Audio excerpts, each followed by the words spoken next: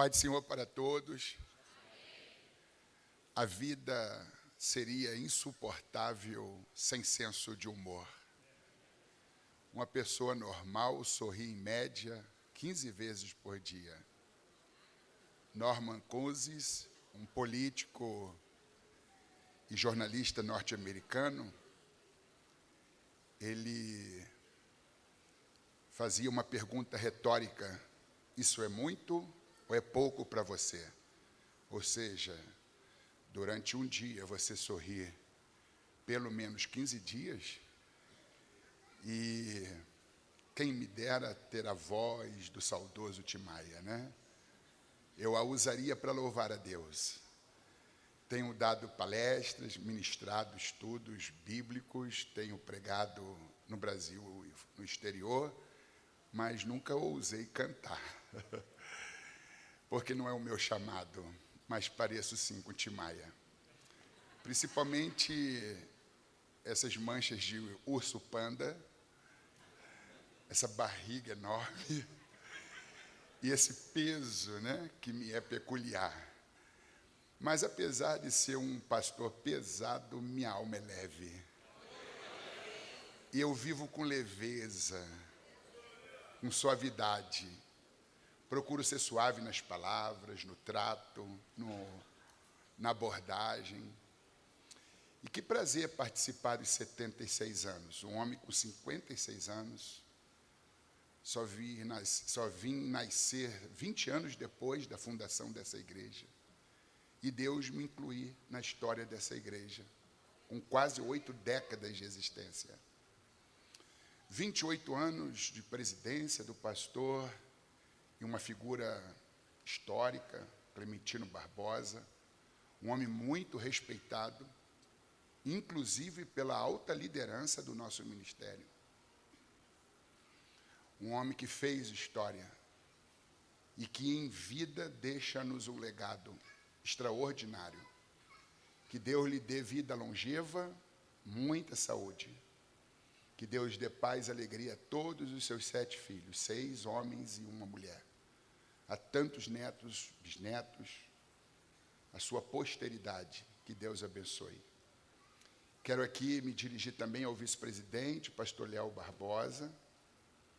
Louvo a Deus pelo momento singular que essa igreja está vivendo, tendo o senhor na linha de frente, ao lado do seu paizão, sendo apoiado por esses fiéis escudeiros. Dentre eles está aí o pastor Marcos Gouveia, um advogado dedicado, e a todos os demais membros da diretoria, dirigentes de congregações, muitos dos quais são heróis anônimos, trabalham, suam nos bastidores. Que Deus os recompense, porque a obra de Deus ela é consubstanciada no espírito de equipe, na unidade, que é o tema dessa festividade. Eu estava pedindo a Deus uma palavra e quero me furtar ao tema, ainda que falarei sim tanto da unidade quanto da importância de se estabelecer toda a obra que realizamos na verdade. Mas me veio ao coração um tema diferente para compartilhar com vocês: depressão. A depressão é o mal do século. É bem possível que você tenha alguém depresso em casa, um parente, um amigo. Quem sabe se eu não estou falando a alguns depressos, a algumas pessoas que estão deprimidas, que foram diagnosticadas com depressão, estão se debatendo com essa questão da saúde mental. Quem sabe se eu não estou me dirigindo sem que eu saiba quem, a portadores de transtorno de ansiedade, síndrome do pânico, e tantos outros transtornos, a exemplo do burnout. E eu quero aqui trazer a vocês um personagem bíblico emblemático, talvez um dos mais conhecidos e admirados do Antigo Testamento, Elias. Sentados como estão, permaneçam. Em 1 Reis 17, a gente se dá conta do seu chamado. Ele é tirado de uma cidadezinha perdida no mapa chamada Tisbé, uma região remota de Gileade.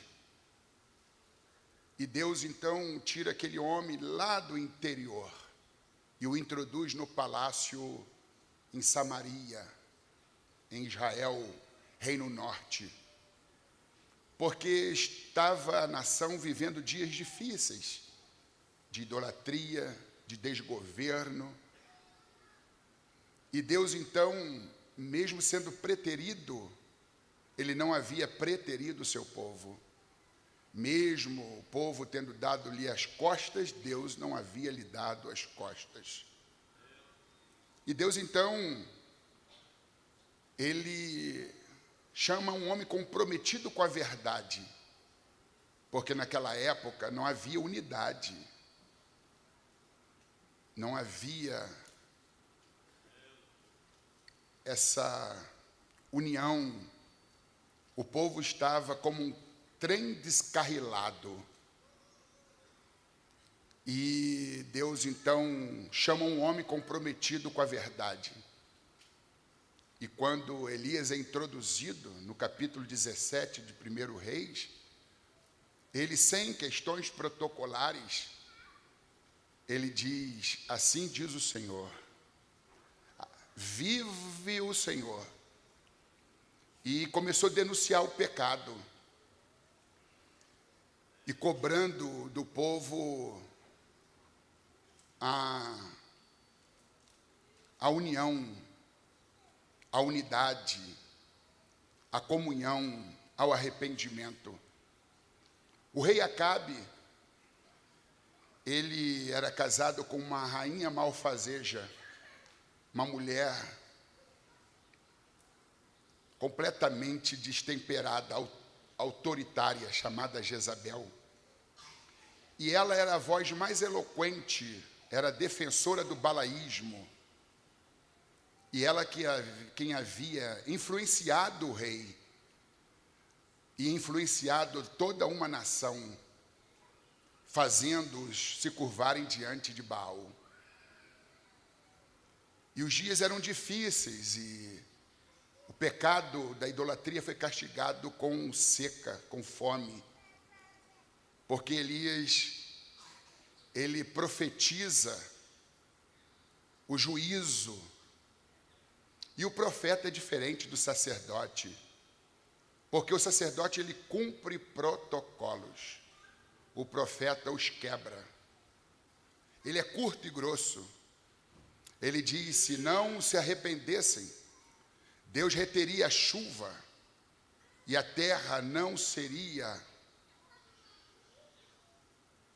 visitada por Deus e haveria seca.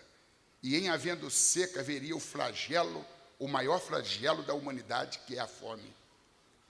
Algumas pessoas são despertadas por Deus com tapinhas nos ombros, enquanto outras só com safanões no pescoço.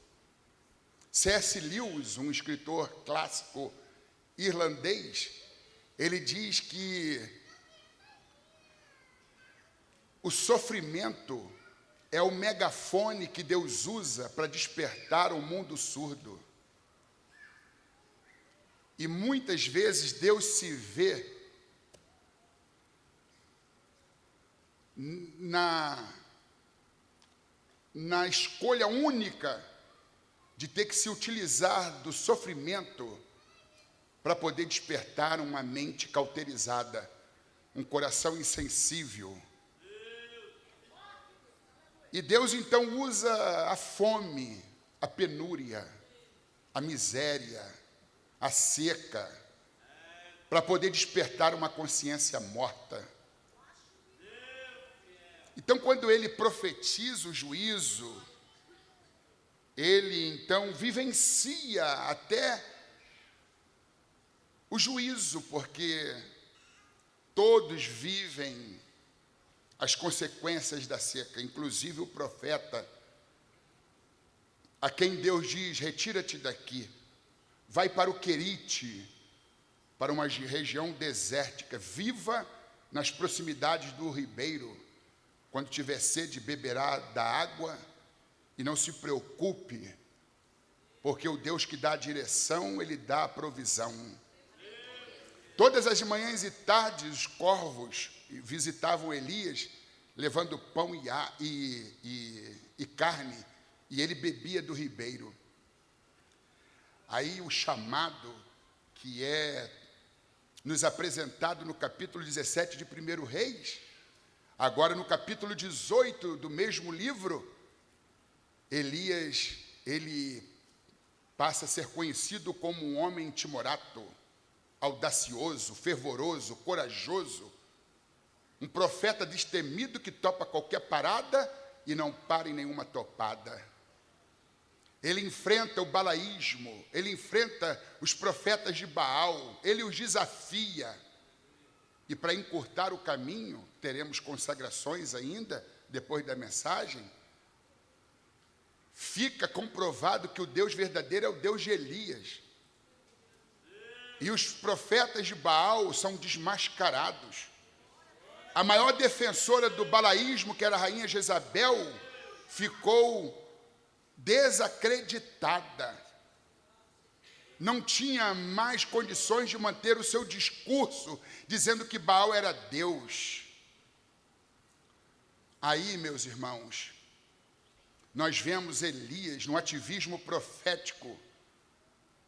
Vemos Elias arregaçando as mangas e com a mão no arado, focado na obra, focado no ministério profético. Só tem que onde se tira e não se põe, acaba. É uma lei inexorável. E ele não está percebendo que o copo dele está ficando cheio, está se enchendo, está se enchendo, está se enchendo, porque ele não se dá descanso. Ele não obedece o ritmo divino. Ele é proativo, ele é extremamente dedicado. Só tem que ele, por mais que tivesse a unção, um chamado sobrenatural, era de carne e ossos, sangue, músculo e pele, cartilagem e tutano. O homem não é uma máquina. O homem é um ser humano, não é de ferro, de aço ou de grafeno, 200 vezes mais resistente do que o aço.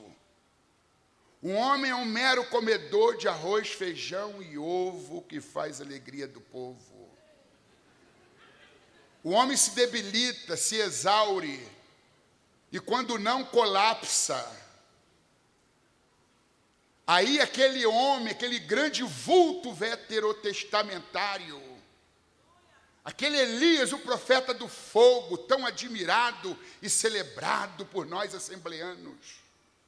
Elias nos representa, o profeta do fogo, o homem canela de fogo. Porém, no capítulo 19, você vê Elias debaixo do zimbro, fazendo a oração mais pessimista de toda a sua vida, dizendo: Senhor, já basta, porque é melhor morrer do que viver. Aí Elias, irmãos, ele havia, depois de ter desafiado os profetas de Baal, o capítulo 18, versículo 40, diz que no ribeiro de Quizon, ele os matou ao fio da espada. Ele se debruçou sobre a tarefa de matar 450 profetas de Baal. uma tarefa hercúlea para um único homem. A Bíblia diz que depois de ter enviado o seu servo, o seu moço, por diversas vezes, para ver se havia sinal de chuva, e quando esse moço esbaforido volta pela 7ª vez, dizendo: eu só vejo uma nuvem tamanho da mão de um homem. Aí ele diz: é o sinal que eu precisava. E ele diz para Acabe: Acabe, corra com seus cavalos e carruagem, porque está vindo aí um temporal. Aí a Bíblia diz no versículo 46 do capítulo 18, que Elias a pé, ele passa pelo rei Acabe, que estava de carruagem sobre cavalos. Olha só que feito extraordinário. Um homem a pé, ele corre mais do que os cavalos e passa o rei de carruagem. Mas isso pode ser muito perigoso.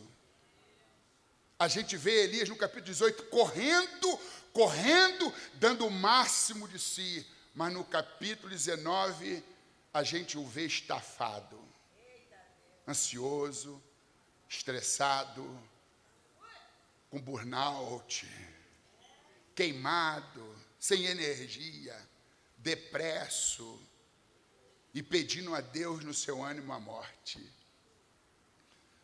A história dá conta de um moço chamado Robert Murray McCain, um jovem pastor escocês que colocou no seu coração o ardente desejo de evangelizar todo o seu país, que não é um grande país em termos de dimensões territoriais, a Escócia.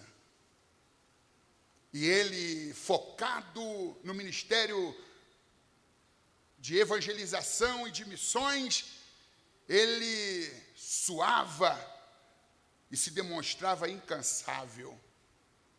Focado no ministério, na pregação da palavra, na difusão do evangelho, ele se descuidou em relação ao comer e ao beber, ao dormir.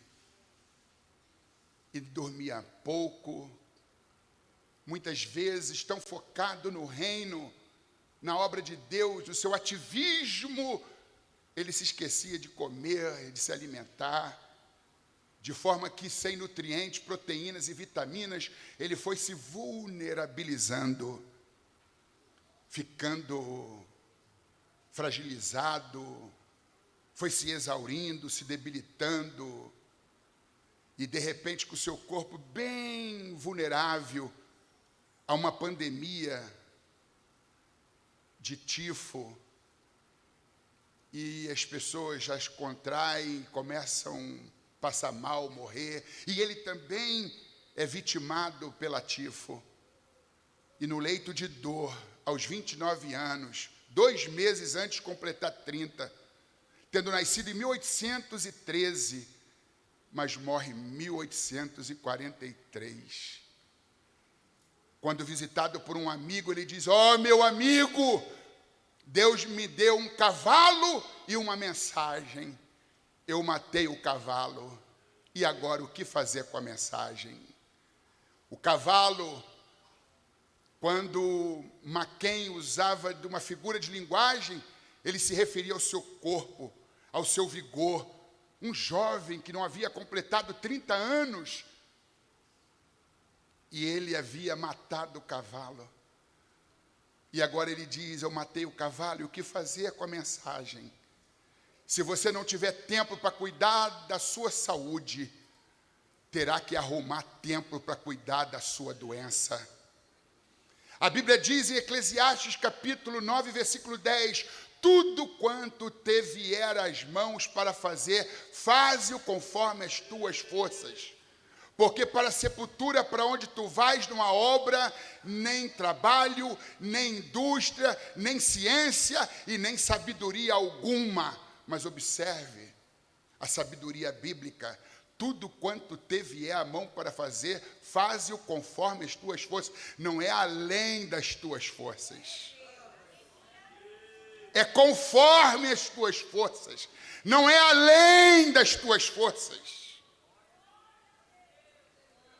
Você precisa viver e viver saudável, para desfrutar do seu cônjuge, desfrutar dos seus filhos, desfrutar dos seus netos e quem sabe dos seus bisnetos. Que Deus dê vida longeva para todos vocês. O velho é um jovem que deu certo. Oh, meus queridos irmãos, acompanhem o meu raciocínio, diga assim: eu tentei ser forte. Vamos melhorar? Eu tentei ser forte. Até que despedacei. Se a dor não for sua, não lhe cabe chamar de frescura. A pessoa não se deprime porque ela é fraca. A pessoa, ela entra em depressão porque ela tentou ser forte por muito tempo. E só a gente sabe o quanto dói tentar ser forte o tempo todo. Ninguém consegue ser forte de janeiro a janeiro. Entra ano, sai ano. Aí Elias, irmãos, ele mata os profetas de Baal e quando Acabe chega em casa, preocupado, como dar notícia para a rainha, porque era uma mulher autocrata, uma mulher nervosa, destemperada, briguenta, marrenta, nojenta. E ele era um calça frouxa, um pusilânime. E ela crescia em cima dessa fraqueza do marido, porque ela era uma mulher centralizadora, dominante, arrogante. Mateus Henry, um teólogo presbiteriano que morreu ainda muito jovem, aos 51 anos de idade, ele diz que há pessoas que expulsam demônios, há outras que têm demônios e ainda outras que são demônios. Jezabel, ela se classifica na terceira categoria. Na verdade, irmãos, quando Acabe chega em casa e diz assim: eu nem te conto. Conta! Tu vai contar. Eu te conto então. Aí ela fez saber a Jezabel como Elias havia matado todos os profetas de Baal ao fio da espada. Aquela mulher que já era endemoniada, cheia de demônios, os demônios ficaram com medo e saíram dela. E ela saiu correndo atrás dos demônios. Volte aqui, seus covardes. É claro, né? Isso aqui é uma figura de linguagem. Mas para vocês terem uma ideia de quem era Jezabel. Aí aquela mulher disse assim: eu prometo, em nome dos meus deuses. Era uma feiticeira, uma idólatra, quanto mais. Se amanhã der certo, nesta mesma hora, em 24 horas, Elias também será um defunto. Ele transpassou a espada nos 450 profetas de Baal. Daqui um dia, ele também será um homem morto. Aí chamou um mensageiro e diz: vá, percorra Valados, Campinas, todas as regiões remotas, aldeias, e fale para aquele profeta de meia tigela que ele vai ser um homem morto. Aí o capítulo 18, versículo de número 46, diz que a mão de Deus estava sobre Elias. E Elias sempre confiou na proteção de Deus. Mas agora, quando ameaçado, ele tem medo. E o medo desestabiliza a fé. Ô irmãos, alimente a sua fé e deixe o seu medo morrer de fome. Quando for desafiado, ameaçado, não se aconselhe com seus medos, porque os medos são péssimos conselheiros. tudo na vida se expande ou se contrai proporcionalmente à coragem do indivíduo. Covardia é medo consentido. Coragem é medo dominado. E Elias, que sempre dominava o seu medo, agora ele sucumbe e faz concessão, se aconselha com seus medos. Aí os medos disseram: Elias, desta vez, meu irmão, não tem outra saída senão, ó, pé para quem te quer. Fuja! E ele se esqueceu que a mão de Deus estava lá, onde sempre esteve, para garantir a sua proteção. E quando o medo entrou, ele passou a ver a sua vida na mão de Jezabel. A tua vida não está na mão de Herodes. A tua vida não está na mão de Faraó.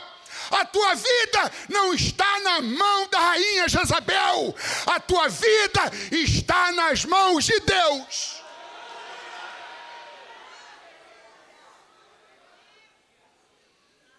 Aí a Bíblia diz, irmãos, que ele comete um erro. Ele tinha um moço, um discípulo.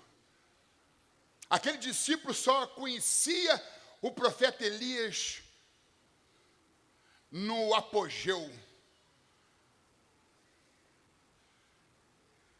nas elevações espirituais. Só tem que Elias, ele estava forte por fora, fraco por dentro, e não queria que o seu companheiro conhecesse a sua interioridade. Medo, insegurança, abatimento, angústia, tristeza. Melhorou muito de 90 para cá, mas até 1980, os pastores, eles contribuíam para uma cultura de o líder, ele não é vulnerável, ajudando a passar uma ideia de que era um super-homem, um He-Man. Lê do engano. Somos todos de carne, ossos, sangue, músculo, pele, cartilagem, tutano. Me perdoe a expressão, talvez, não muito apropriada. Usamos todos papel higiênico. Se Deus te usa poderosamente, ó, menos. Nunca se ache demais, porque tudo que é demais sobra. Tudo que sobra vira resto, e todo o resto vai para o lixo. Menos. Menos. Baixa a tua bola. Tu não é a última bolacha do pacote. E ainda que fosse a última bolacha do pacote, costuma vir toda quebrada. 2 Coríntios 4, 7. Temos, porém, esse tesouro em vasos de barro, para que a excelência do poder seja de Deus e não de nós. Aprove a Deus colocar sua palavra, colocar o Espírito Santo dentro de vasos de barro. Se a obra está acontecendo através da tua vida, é por causa do tesouro, não é por causa do vaso de barro.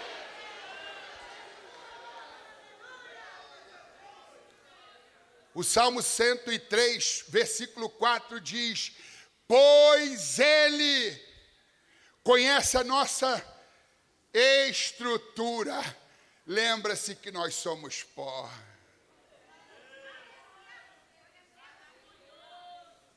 Você é pó.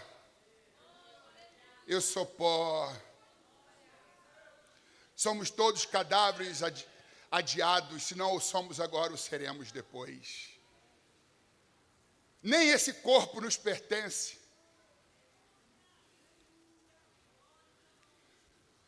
Nem esse corpo nos pertence, somos apenas usuários. Viva no ritmo de Deus. O povo que caminhava pelo deserto tinha que seguir o seu líder, e o seu líder seguia os sinais. Quando a nuvem parava, Moisés dizia: vamos parar. Aí a nuvem parou, você continua caminhando? Deus tem uma agenda, você tem outra? Deus tem um ritmo, você tem o teu próprio ritmo. Vai se exaurir, vai se estafar, vai se estressar, vai colapsar. Aí Elias diz assim para aquele moço: fica aí, agora minha carreira será solo, siga seu caminho que eu vou seguir o meu. Ele não fala que está com medo, ele não fala da ameaça, ele simplesmente está no olho do furacão, numa crise sem precedente, mas ele não se abre. Nós somos seres intrinsecamente sociais, nós precisamos do outro. Lá em Gênesis, Deus diz: não é bom que o homem esteja só. A sabedoria salomônica diz em Eclesiastes 4, 9, 10, 11, 12, que é melhor serem dois do que um, porque tem melhor pago o seu trabalho. Porque se um cair, o profeta estava emocionalmente caído, o outro levantará o seu companheiro, mas ele não participa da sua dor, ele mascara a sua dor, ele finge que está tudo bem, que ele é o homem de ferro. E um cordão de 3 dobras não se quebra tão depressa. Aprove a sabedoria divina fazer com que nós, homens, sempre necessitaríamos de outros homens. Nós, pastores que alimentamos o rebanho, precisamos que alguém nos alimente. Nós, pastores que cuidamos do rebanho, precisamos de alguém que nos cuide, que cuide de nós.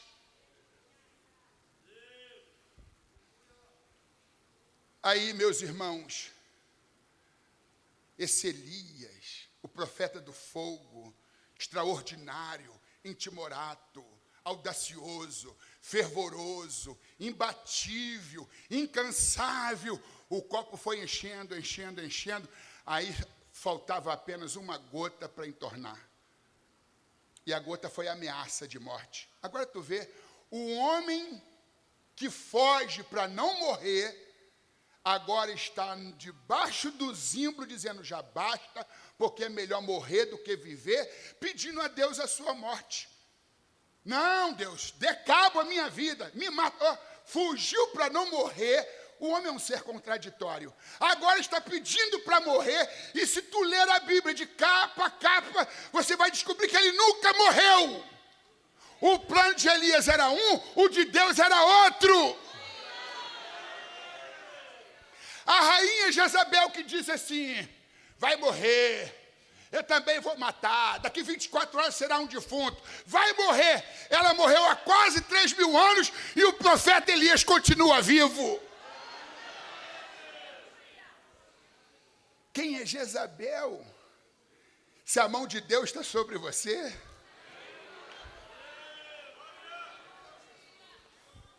Tiago, ele explica melhor o que aconteceu com Elias. Capítulo 5, versículo de número 17 e 18, da epístola que tem o seu nome, diz assim: Elias era homem sujeito às mesmas paixões que nós. Orando, pediu que não chovesse, e por 3 anos e 6 meses, não choveu sobre a terra. E orou outra vez, e o céu deu chuva, e a terra produziu o seu fruto.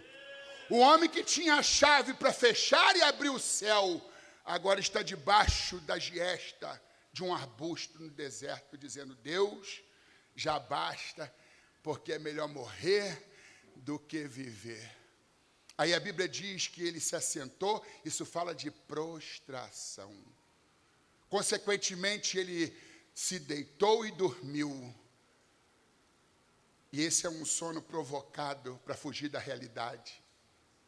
Estava cansado, exaurido, estressado, mas ele quis fugir da realidade. Quanto mais eu dormir, menos consciente das ameaças, das vicissitudes, dos percalços, das mazelas, dos problemas, das ameaças, dos problemas.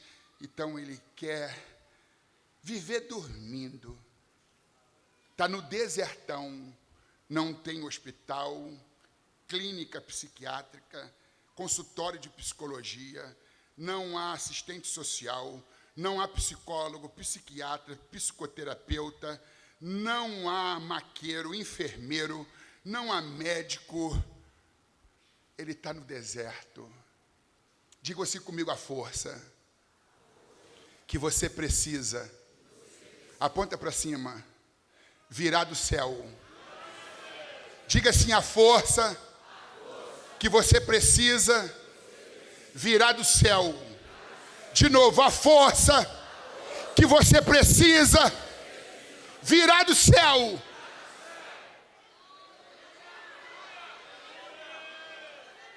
Poucos podem fazer uma terapia. Poucos podem pagar uma consulta de um psicoterapeuta, psiquiatra, psicólogo. O SUS, se ficar esperando, se conseguir em 6 meses, é um sucesso. A grande maioria esmagadora não tem como pagar uma consulta. E se vê como Elias no desertão, sem eira e sem beira. Mas é para você que eu quero falar. A força que você precisa virá do céu. Aí Deus olha o seu profeta dormindo debaixo do zimbro, tinha orado, dizendo: já basta, porque é melhor morrer do que viver. Aí Deus diz para o anjo: vai lá, toque-o, desperta-o, e leva da panificadora do céu um pão cozido na brasa, e do meu rio leve água fresca para o meu servo. O anjo vem descendo com o pão e com a água fresca e põe na cabeceira de Elias. Elias está dormindo. Aí a Bíblia diz que o anjo vem e o tocou e disse: desperta. O toque é importante. Ele transmite segurança, apoio. O toque diz assim: ó, eu estou aqui com você. Tu não está só nessa encrenca, não. Carl Gustav Jung, pai da psicologia analítica, ele diz: conheça todas as teorias, domine todas as técnicas, mas quando tocar numa alma, seja apenas outra alma humana. O pior erro é quando a gente tem na família, ou um amigo, quem quer que seja, uma pessoa com depressão, e a gente chega lá e diz assim: sai debaixo dessa coberta, só vive no quarto escuro, isso é frescura, deixa de mimimi, toma uma postura combativa, homem de Deus, entregue à depressão. O anjo não dá sermão a Elias, o anjo não dá bronca, ele simplesmente toca, desperta e diz assim: coma pão. Tu está comendo pão? Beba água. Eu tentei ser forte até que despedacei. Se a dor não for sua, não lhe cabe chamar de frescura. Agora, quando o calo está no meu pé e não no teu, o sapato apertado está no meu pé e não no teu, fica fácil dizer: para de frescura e de mimimi. Só sabe a dor do calo quem calça sapato apertado. Depressão é uma doença neural, é uma doença que atinge severamente o cérebro, comprometendo os neurotransmissores, como fazendo com que haja basta de serotonina, ocitocina, dopamina, noradrenalina e um leque de outras substâncias químicas chamadas neurotransmissores. A pessoa não responde. Há uma perda da paixão, do interesse por aquilo que lhe dava interesse. 70% da depressão é acompanhada de anedonia, que não é uma doença e não é um transtorno, é um sintoma. Anedonia é a perda da satisfação e do prazer, exatamente daquilo que lhe trazia satisfação e prazer. Uma agenda cheia para cantar aqui, lá, acolá, para pregar, para reger, mas agora fica dando desculpas, sendo evasivo, tergiversando, fugindo da responsabilidade, porque não tem mais prazer. É anedonia. Por isso que Elias diz, já basta, não dá mais. Eu não quero mais saber de profetizar. O anjo não dá bronca, não lhe paga esporro, não lhe dá sermão, não lhe puxa a orelha, não diz que ele é um profeta Nutella. O anjo diz, coma e beba. Ele comeu e bebeu e tornou a se deitar. Porque existem 3 níveis de depressão: a leve, a moderada e a grave. Se fosse uma depressão leve, ele teria comido e bebido e respondido à expectativa do anjo. Mas ele come e bebe e torna a deitar. Que não fosse grave, mas pelo menos moderada era. E ele volta a deitar, e o anjo volta e desperta pela 2ª vez, não lhe paga sermão, não lhe puxa a orelha, e diz, coma mais, beba mais. E com a força daquela comida, ele caminhou 40 dias e 40 noites, até Horebe, o monte de Deus.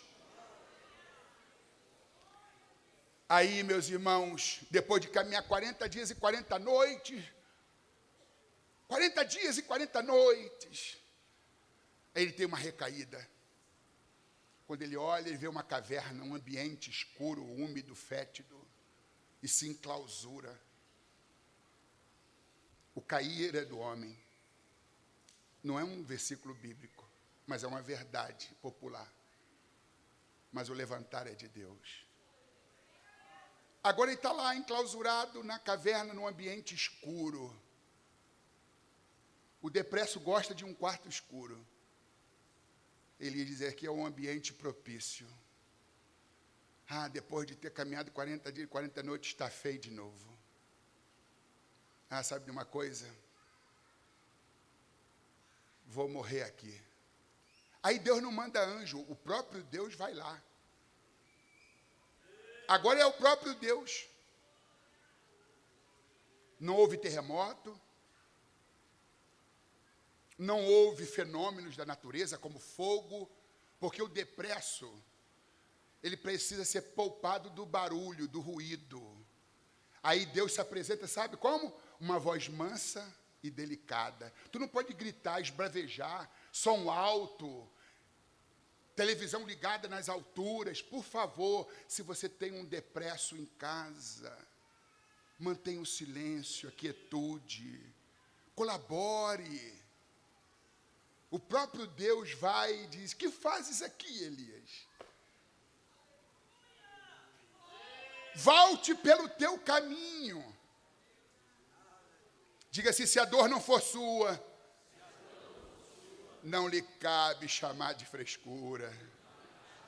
Ninguém tem o direito de criticar o outro, senão ninguém tem o direito de criticar a dor do outro se não a sente. Cuidado com o seu julgamentalismo. Cuidado com o seu dedo em riste. Quando um irmão cai, qual é a primeira parte do corpo que você usa? Primeiro, o dedo, está vendo aí? Está vendo aí? Ou a língua? Não use o dedo para apontar, nem a língua para acrescentar dor à dor. Só temos o direito de olhar para quem está prostrado de cima para baixo se o nosso propósito é ajudarmos a levantá-lo. Use as mãos para levantar, para erguer, soerguer, apoiar, restaurar, curar. José Saramago, um escritor português, nascido em 1922, morto em 2010, Prêmio Nobel em Literatura em 1998. Ele disse, tens um coração de ferro, faça bom proveito, o meu é de carne e sangra todo dia. Talvez você estava cheio de culpa, dizendo, olha, eu sou culpado de estar desse jeito, ser um fraco, um derrotado. Isso acomete até o homem de Deus. Ah, é porque é demônio. Em alguns casos, sim, mas na maioria dos casos, não. É falta de oração. Espera aí, você ora mais do que Elias orava? Porque o homem de Deus não fica deprimido. Elias é o quê? É homem de Deus? Ou não é? Comprovadamente o é. O homem de Deus não fica deprimido. O homem de Deus não tem miopia, não usa lentes grossas. O homem de Deus também não fica doente, febril, não tem câncer no baço, no pâncreas, no fígado, no intestino. Homens e mulheres de Deus não padecem com todo tipo de doenças, diabetes. Se o homem de Deus fica com diabetes, por que o homem de Deus também não pode ser vulnerável à depressão? Há muitos tabus e comentários injustos que só acrescentam dor, a dor do enfermiço, do doente. Existem 3 tipos de depressão. Depressão exógena, depressão endógena e depressão atípica. O que é depressão endógena? São aquelas que estão ligadas a fatores internos biológicos, déficit de neurotransmissores.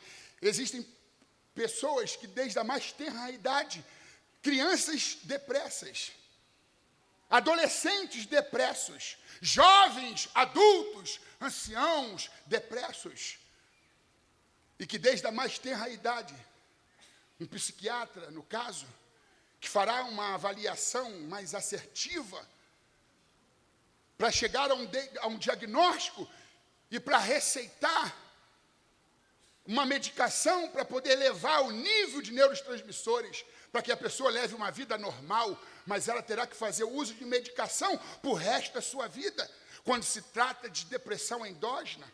E o que é depressão exógena? Pessoas saudáveis, de bem com a vida, mas de repente a vida lhe apregou uma peça, a perda de um filho. Imagina, a ordem natural são os filhos sepultarem os pais, e não os pais sepultarem os filhos. Nunca tive, nem quero ter essa experiência, nem que você a tenha, mas pensa bem, eu não sei mensurar a dor de perder um filho. O diagnóstico de uma doença rara e fatal, ou propriamente um câncer, a perda de um negócio, a falência de uma empresa, a perda do emprego, o abandono do cônjuge, que larga tudo e te deixa às mínguas, sem te dar um motivo que pudesse justificar sua decisão. Depressão exógenas são ligadas a fatores circunstanciais, ambientais. E a depressão atípica, também conhecida popularmente de depressão sorridente, talvez de todas seja a pior. Porque normalmente as pessoas, quando estão com uma depressão moderada ou severa, são afastadas das atividades do trabalho, não dão conta do estudo, abandonam a faculdade, trancam a matrícula, abandonam os cursos, têm que se afastar do emprego e já não cozinham, já não lavam, não passam.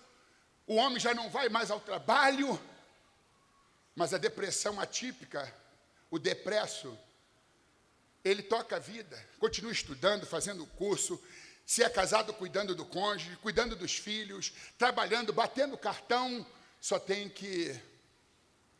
A depressão sorridente, ele ri, ele conta uma piada, manda um áudio engraçado, e de repente, o telefone toca, ou um novo áudio chega, e é de alguém ligado a você e a pessoa, e diz, está sabendo o quê? Fulano, mas o que houve?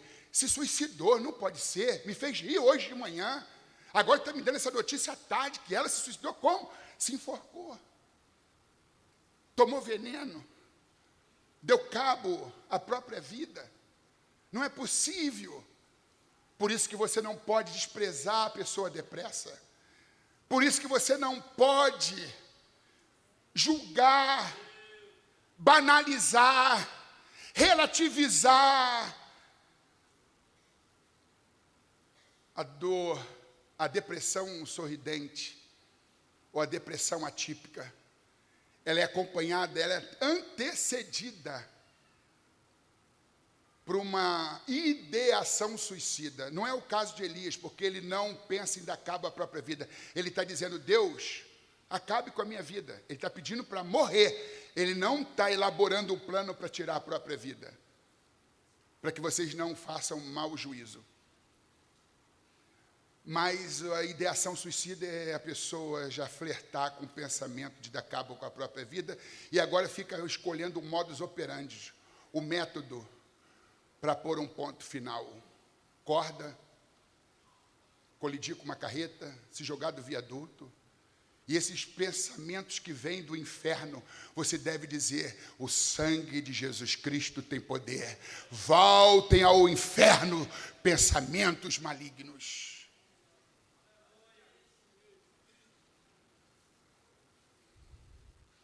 As 3 fases mais ditas por pessoas depressivas. Eu quero morrer. Eu não aguento mais. Tira-me daqui, ó Deus. Depressão, diga comigo, depressão é pressão demais. Se você nunca teve, não julgue, ajude. Faça assim, ajude, ajude, ajude. Você pode aplaudir a Jesus.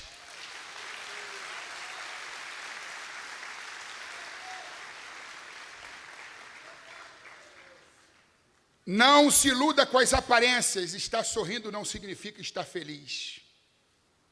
O que a maioria das pessoas não sabe é que depressão não tem cara. Por isso que a gente tem que ter vida de oração e sensibilidade, para a gente flagrar o coração, a interioridade do ser. Porque tem muita gente mascarando, forçando um sorriso teatralizado, mas um verdadeiro pastor, um verdadeiro profeta, uma irmã de oração, ela consegue ver o que a maioria não enxerga.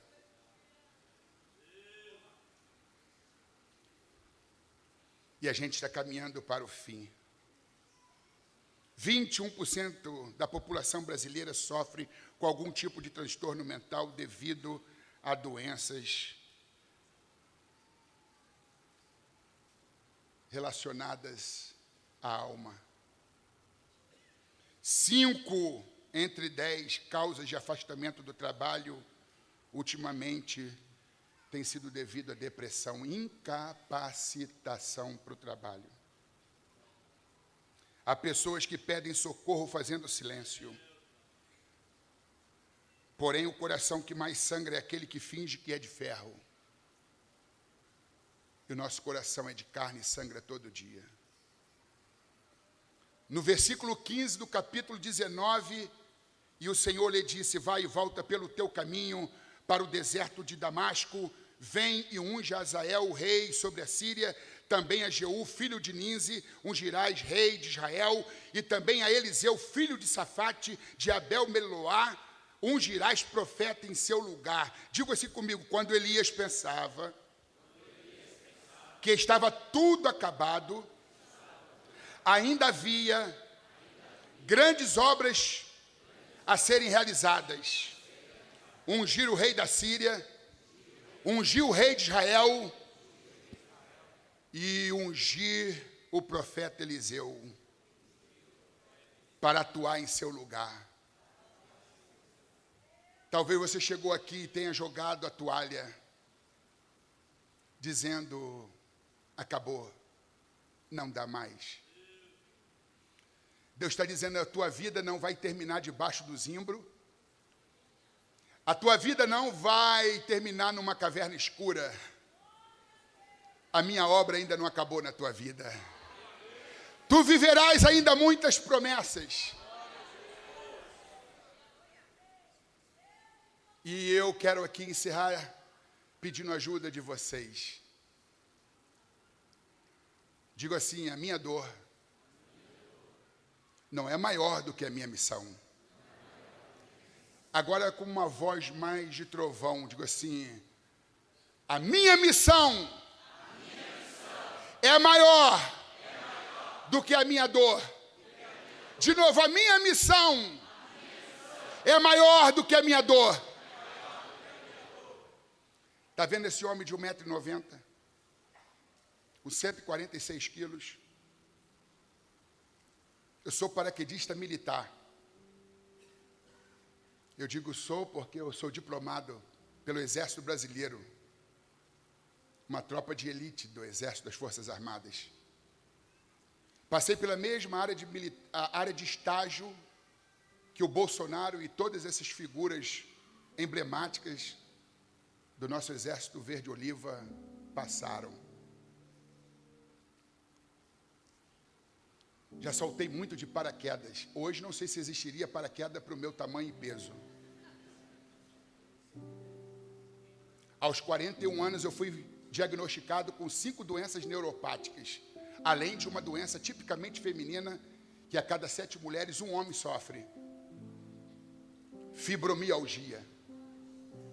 Aquele cara que era halterofilista, montanhista, que fazia agachamento com 167 quilos, hoje não consegue carregar bolsas de compra. Para caminhar é travado depois de 500, 600 metros. Quando se abaixa para pegar uma caneta, para se levantar, só com a ajuda do céu. Eu sou fruto de uma família traumatrofílica, não tenho o privilégio que o pastor Léo e outros tantos, filho de pastor, eu sou filho de alcoólico. Já sou fruto de um lar desajustado, desequilibrado, de um ambiente enfermiço, insalubre.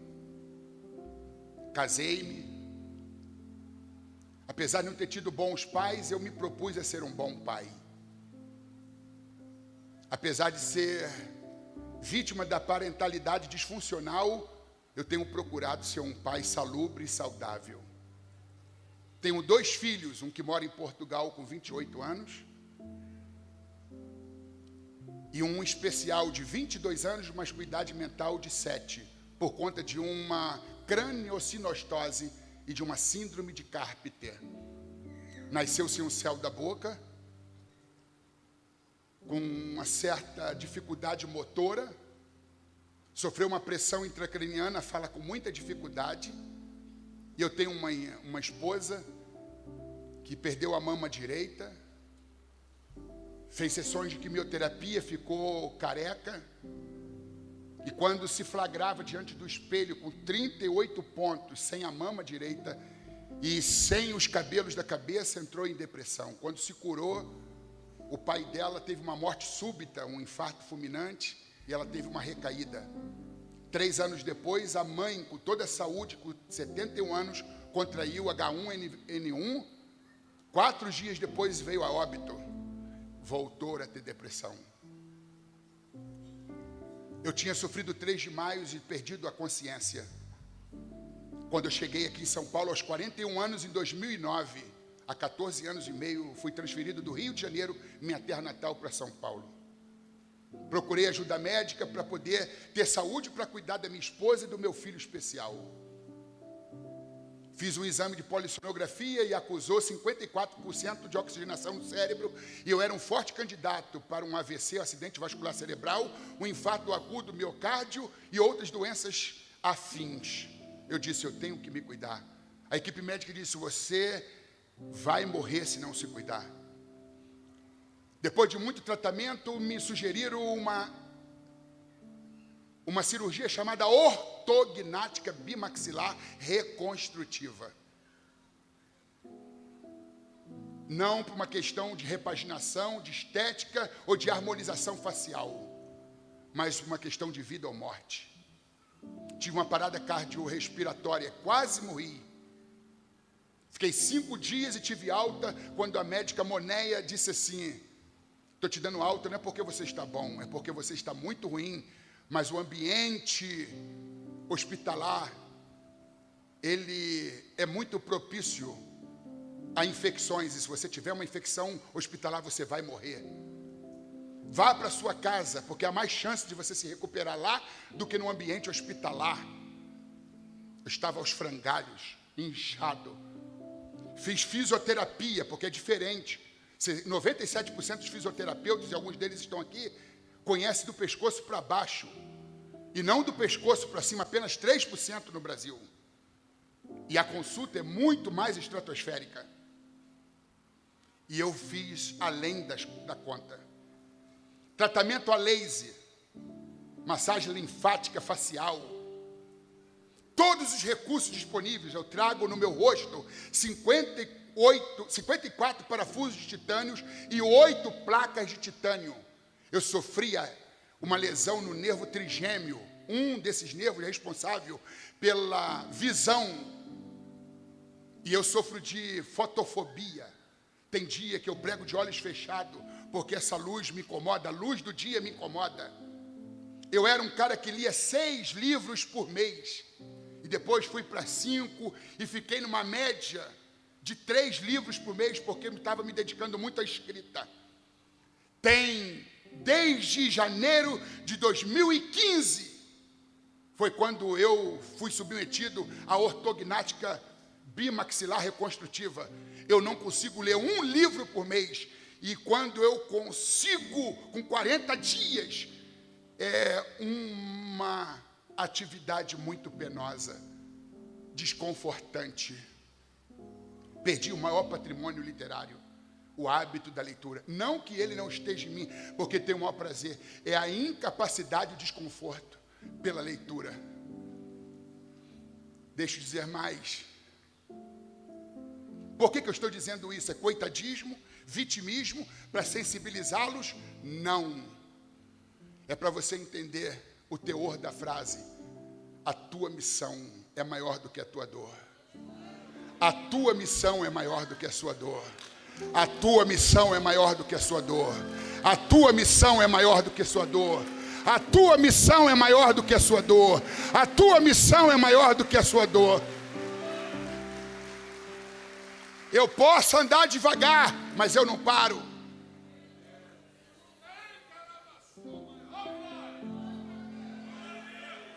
Grande estadista norte-americano Martin Luther King. Voe, mas se não puder voar, corra, se não puder correr, ande, se não puder andar, arraste-se, mas não pare, não pare, não pare. Você pode aplaudir a Jesus.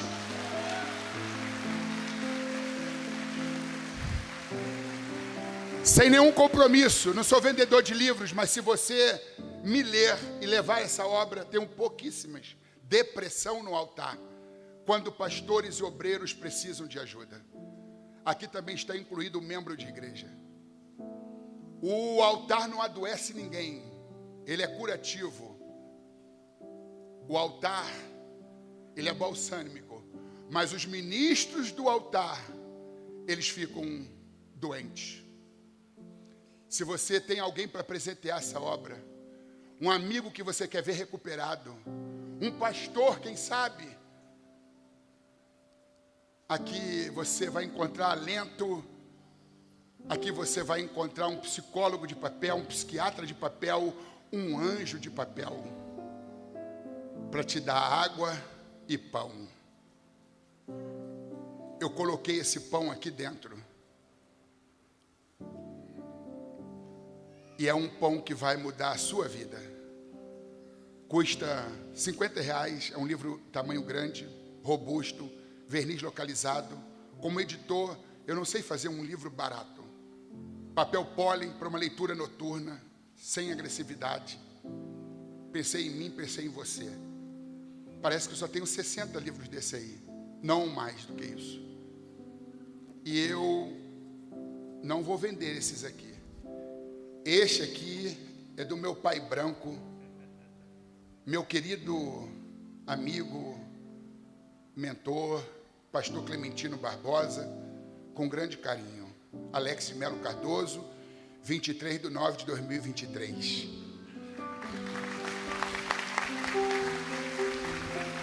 Ao meu querido amigo, pastor Léo Barbosa, com carinho do autor, Tim Maia, 23/9/2023.